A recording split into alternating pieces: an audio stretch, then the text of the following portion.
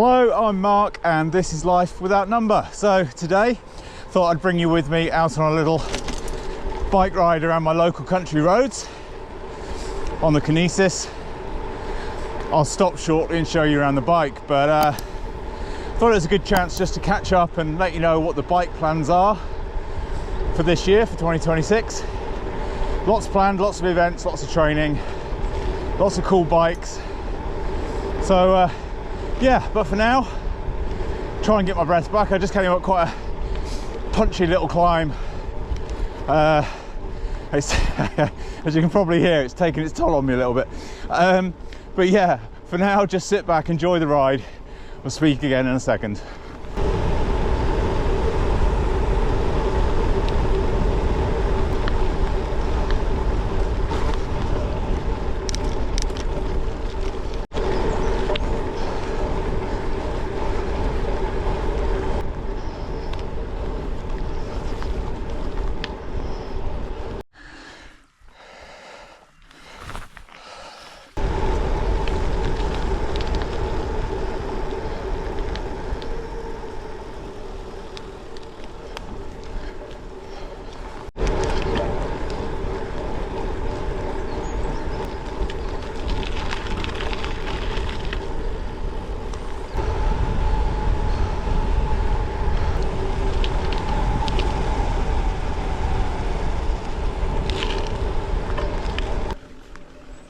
So as you can see, lovely quiet country lanes close to home.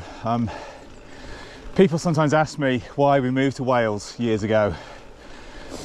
And there's been times in the last winter I have asked myself the same question. It's been a long, grey, very wet one. But yeah, on a day like today, crisp spring morning, it's just, there's nowhere better.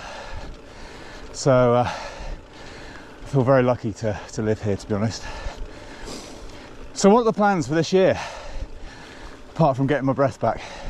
I don't know why I keep pressing record just at the top of a climb, but anyway. So my plans on the bike start very shortly. I'm recording this mid-March. The first big event is Dirty Reiver at the end of April, so about 6 weeks away, I guess. And I'm doing the Dirty 130. Just going to stop here, share the views. I'm doing the Dirty 130, and I'm glad I didn't go for the 200. I'm quite happy with the 130 so early in the season, but it'll be fun. So after that, I've got an Xterra, which obviously is throwing in a bit of running as well. You know, why not? And then I'm going to do a couple of cross-country races. I'm still hoping to get out to Canada, but that, to be honest, is looking a little unlikely at time of recording, but I'm still hoping. I also want to do a 200k gravel ride and do a couple of UCI gravel races as well, the Gralloch and Graean Cymru in North Wales. Now I'm going to give you a lot of updates about Graean Cymru because I am actually going to be working on that event for the organisers. So hopefully I can kind of take you behind the scenes and show you a bit of that. But yeah, I'm just going to find a nice secluded spot, not as it's particularly busy around here, park up and show you this bike, the Kinesis Tripster ATR. See you in a second.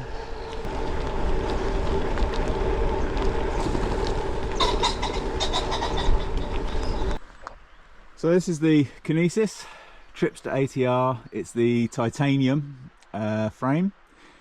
Now they say the titanium frame is a frame for life. Don't know about that. I'm hoping to live for quite a long time, so hopefully we'll put that one to the test. But I've had it 6 years now, and so far so good. It's very, very durable. I had a major crash on this about 5 years ago, and all I had to replace was the handlebar. Now I will do a full rundown on this bike at some stage and like a long-term owner's review, but the handlebar is a Lauf smoothie, so carbon fibre. It's the second Lauf smoothie I've had. The first one took the impact of the crash a few years ago, and to be fair, stood up to it pretty well, but better safe than sorry. I'll put a new bar on there. The only other scar on it is just, it's actually on the other side, but you can see here just a little bit of the paintwork, or some of the decals have come off, so nothing major. Certainly came off the incident far better than I did, put it that way. So the DT Swiss wheels, big DT Swiss fan. These are the GR 1600s. I've got the Vittoria Mezcals on today, despite obviously being on the tarmac. But they're a really fast rolling tyre, no problem there at all. And some of these back roads are rough as heck anyway. So torque, when only the best will do. You know, obviously sports nutrition, it's personal to every one of us, but torque just seems to work for me really, really well. GRX group set. So that's it, the Kinesis Tripster ATR. So yeah, it's not a bad spot, is it really? Just to stop and have a quick drink and bite to eat. So today, as I said earlier, I'm just taking you out for a quick spin around the local lanes. Just a chance to, as I said earlier, to kind of bring you up to date on what the plans are with the bike. Also going to be doing the Hyrox and the Xterra, as I said, but also some running events and a few other bits and bobs. Also, we'll talk about sports nutrition and all that kind of good stuff. There will be loads of bikes coming to the channel as well, both from clients and also other bikes I'm lent and I borrow throughout the course of the year, both mainly non-e-bike, but there might be the odd e-bike in there as well, for sure. So yeah, that's it. Gonna get back out on the road.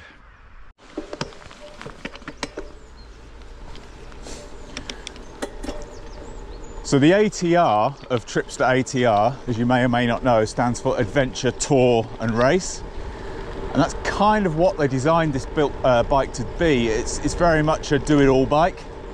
So whatever your particular adventure is, whether that's going out and doing a 200k gravel ride, or you want to do the odd race, or just go touring, bike packing, lots of mounts on this frame, the choice is yours. And I have to say, it kind of works. This is what I refer to as my adventure bike, because this is a bike I reach for on days when I don't know whether I'm going to go down something like that or something like this.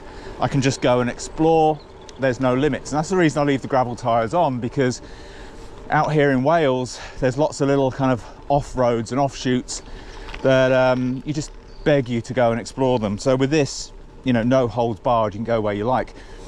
It's also pretty good on the road. You stick some road tyres on this and it's a good endurance road bike. I mean, I've done the Fred Whitton challenge on this bike. I must just add, I'm going slow at the minute just so you can hear me and there's no wind noise, but just let this Land Rover go by. So yeah, so as I was saying, I've done the Fred Whitton on this, and absolutely fine. I mean, it's a one buy. I did have concerns whether I was going to have the gear range or something like the Fred, but it got me round, and got me round in relative comfort. It's certainly as comfortable as any other bike I would have ridden. The Fred's a challenge, as you probably know, but the point is, whatever you want this bike to do, even tame single track, I wouldn't go on anything too mad like mountain bike like on this personally, but that probably says more about me as a rider than the bike. But anything you want to do within reason, this bike's got you covered. So I've had this 6 years, and whilst most bikes I kind of give them 2 to 3 years to prove themselves and then get sold, this is 6 years old and it ain't going anywhere. This is a keeper. So yeah, titanium frame for life. In this case, whether it's my life or the bike's life, it's not going anywhere, and it's going to be there until the final day. Now that's a nice cheery thought, isn't it? So, okay.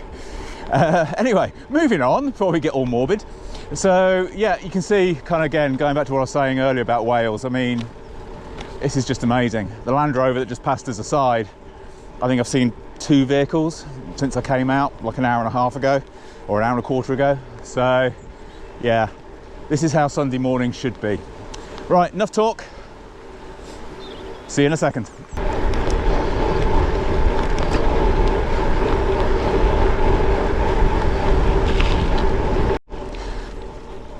So I mentioned a crash that I had 5 years ago, and you know, crashes happen, it's part of the sport, we all know that. But this one, well, maybe I'll do a video about it at some stage, because it does bring up some interesting to me, hopefully to you, points about psychology, 5 years on, there was a car involved in this particular accident, and 5 years on, whenever a car's coming up behind me on the road, I can still feel my heart rate start to speed up, and I can feel like a knot in my stomach, even 5 years on. And I've done hundreds, thousands of road miles since. It doesn't go away. So I think that's one of the things I will discuss at some stage in the future, without going into too much detail. But yeah, 5 years ago, 30 miles an hour, going downhill, a car decided to overtake me and basically push me into the side of the road. Very close pass. I went flying. Next thing I know, I'm waking up in the middle of the road. Cars stopped in each direction. Thank goodness the driver that came behind was a bit more sensible and stopped the traffic. Otherwise, well, I wouldn't be here doing this video now, that's a fact. And yeah, the driver that was involved just drove off, didn't even bother stopping. So I'm kind of hoping I never bump into that person again, not as I'd recognise them obviously, but yeah, a few choice words are still due for that driver. So yeah, it happens. I know a lot of the cycling media talk about, or some of the cycling media talk about close passes and the dangers of road cycling a lot, and I think it's good to highlight that perhaps lack of infrastructure in the UK, certainly around cities and towns, for bikes is definitely an issue. And I think if that voice is used to champion the need for better infrastructure, then fantastic. I think the problem arises when it turns into scaremongering.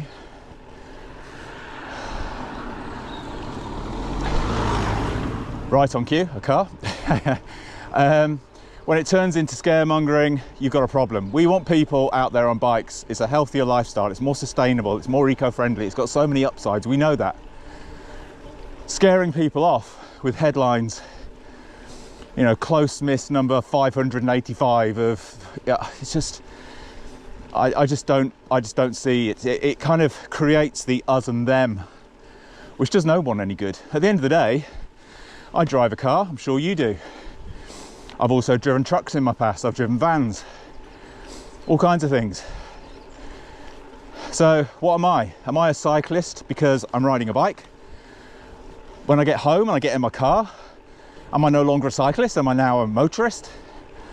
If I hire a van, am I now one of those white van driver people? See my point, us and them. The one common denominator, I've got to be careful I don't go off on a rant here because it is something I'm passionate about. But the one common denominator is this thing, the lump of flesh and bone that's sat on the bike, in the car, in the van. They're what controls the vehicle, they're what controls their actions, not the mode of transport. All cyclists are not angels, all car drivers are not angels. That's the nature of humanity. You get patient people, you get impatient people.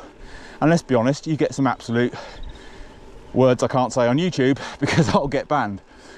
So that's the nature of life. So I think we've just got to stop the us and them and scaremongering. It just doesn't do anybody any good at all.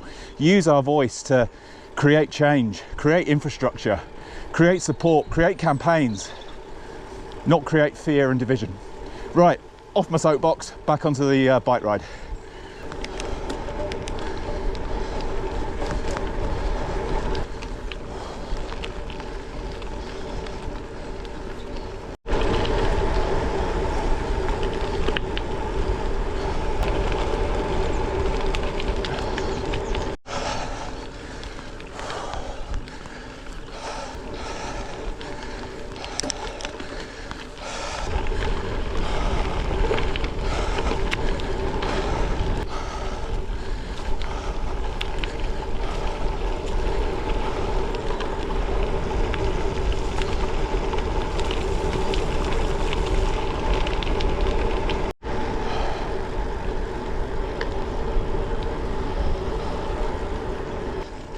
Training wise for the bike events, I'll go into more detail in another video, but sometimes you have to get out, like today, I think so anyway, you have to get out and just chill, just do what you want to do. Go slow, go quick, push on the hills, take it easy on the hills, or any combination thereof. and that's what I'm doing today. I think sometimes that mental reset, we all have busy lives. I think sometimes that mental reset does you the absolute power of good. And it helps you, if you, for me anyway, if I do a block of training for the bike, and I'm constantly looking at heart rate zones and power outputs on the turbo and things like this, you sometimes just need a mental break from that, just to fall back in love with the simple joy of riding a bike in lovely countryside. And that's what today's all about. So yeah, I mean, apologies, I did go on a little bit of a rant a few seconds ago, but it's something I'm very passionate about. It really is, so forgive me. But yeah, today is very much about just getting out here, fresh air, the mark of spring starting, smell of spring is in the air. I'll just enjoy riding a bike. And if I'm going slow whilst I'm talking to you, I don't care. It's just relaxing. It takes you back to being a kid. That's what it's about. We all started riding bikes for fun. Don't forget the fun.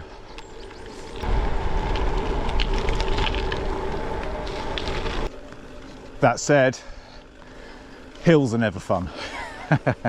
There's an exception to every rule on every ride. This hill is the draggiest hill for miles around here. Just goes on and on and on. Onwards. This particular ride, kind of ascent to distance ratio, is about, on average, 100 feet of ascent for every mile. And the beauty of this, living where I do, is you can upweight that. You can, if you want to do a climbing day in your training block or whatever, you can do that, and you can get up to kind of 200 feet per mile average pretty easily.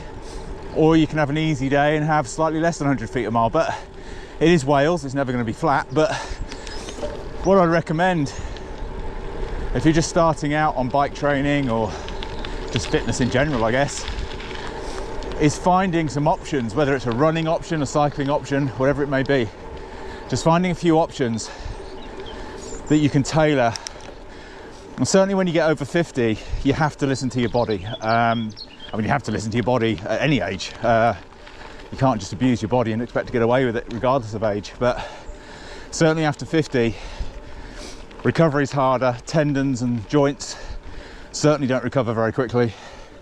You can eat all the protein in the world, but it's not going to help them recover any quicker. So some days you're just not going to be able to go out there and beast yourself, and some days it's not right for you to do that. So develop a few options, maybe with a few shortcuts.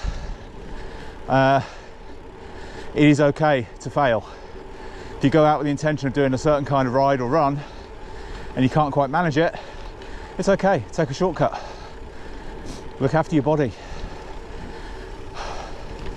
Now the GoPro is probably making this not look particularly steep, but I feel like I've just come off the edge of a cliff. So I'm going to shut up and concentrate. I don't know this road that well. So this is what I mean about the flexibility of having a bike like this. A couple of months ago, actually a little longer ago than that, a few months ago, I got to this point. Normally I turn right, which is where we're going today, but I had time in hand, so I decided to go and find out where that took me. Turned into one of the best rides I've had around here. Lovely, kind of slightly technical, gravelly climb, and then found some beautiful open gravel roads and onto some forestry roads, which then took us into a forest. Yeah, it was quite something. Now without this bike, if I was just on my road bike, that would never have been an option. If I was on my mountain bike, I wouldn't have got this far to start with, because we're 20 miles away from home, most of that road. So yeah, whether you love gravel bikes or not, for rides like this and for exploration, not much can beat them, in my opinion. So this is the busiest road of this particular ride, of this particular loop. And as you can see, it's packed.